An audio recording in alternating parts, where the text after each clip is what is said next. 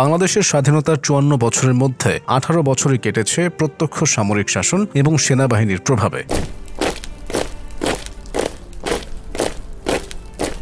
স্বাধীনতাত্তর বাংলাদেশের সেনাবাহিনীতে সিনিয়র অফিসারদের মধ্যে দ্বন্দ্ব তৈরি হয়েছিল। তার হাত ধরে পরবর্তীতে বেশ কয়েকটি অভ্যুত্থান এবং পাল্টা অভ্যুত্থান হয়। এসব অভ্যুত্থান এবং পাল্টা অভ্যুত্থানের কারণে দীর্ঘ সময়ের জন্য বাংলাদেশ নিমজ্জিত ছিল সামরিক শাসনের মধ্যে। প্রতিটি ঘটনার প্রভাব রাজনীতি ও সেনাবাহিনীর উপর ছিল বেশ সুদূর প্রসারী। সুপ্রিয় দর্শক বন্ধুরা, আসুন জেনে নেই যেসব অভ্যুত্থান বাংলাদেশের রাজনীতির খোলনলচে বদলে দিয়েছিল, সেগুলো কিভাবে এবং কোন পরিস্থিতিতে এসব ঘটনা ঘটেছিল।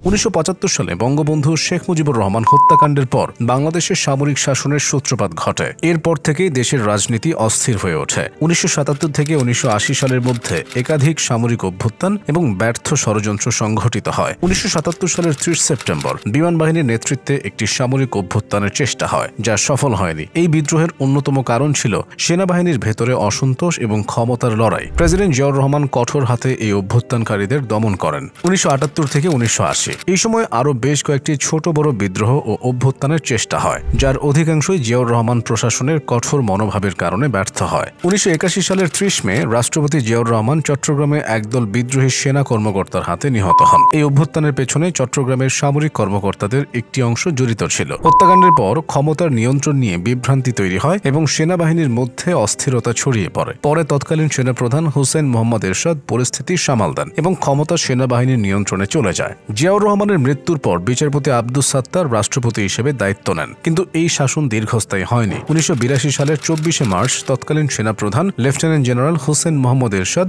সামরিক অভ্যুত্থানের মাধ্যমে রাষ্ট্রপতি আব্দুস সাত্তারকে অপসারণ করেন। এরশাদ সামরিক আইন জারি করে দেশ পরিচালনা করেন এবং রাজনৈতিক দলগুলোর কার্যক্রম নিষিদ্ধ করেন। ১৯৮৩ সালে তিনি রাষ্ট্রপতির পদ গ্রহণ করেন এবং একনায়কতন্ত্র কায়েম করেন। তার শাসনামলে সামরিক শাসন ও দমনপীড়ন ব্যাপকভাবে বৃদ্ধি পায়। ১৯৯০ সালে গণ আন্দোলনের মুখে তিনি পদত্যাগ করতে বাধ্য হন। ২০০৬ সালের শেষ দিকে রাজনৈতিক অস্থিরতা চরমে ওঠে। আওয়ামী লীগ ও বিএনপির মধ্যে তীব্র সংঘাত দেখা দেয় এবং নির্বাচনকে কেন্দ্র করে দেশ অচলাবস্থার মুখে পড়ে। ২০০৭ সালের ১১ জানুয়ারি দেশে জরুরি অবস্থা জারি করা হয়, যা ১/১১ নামে পরিচিত।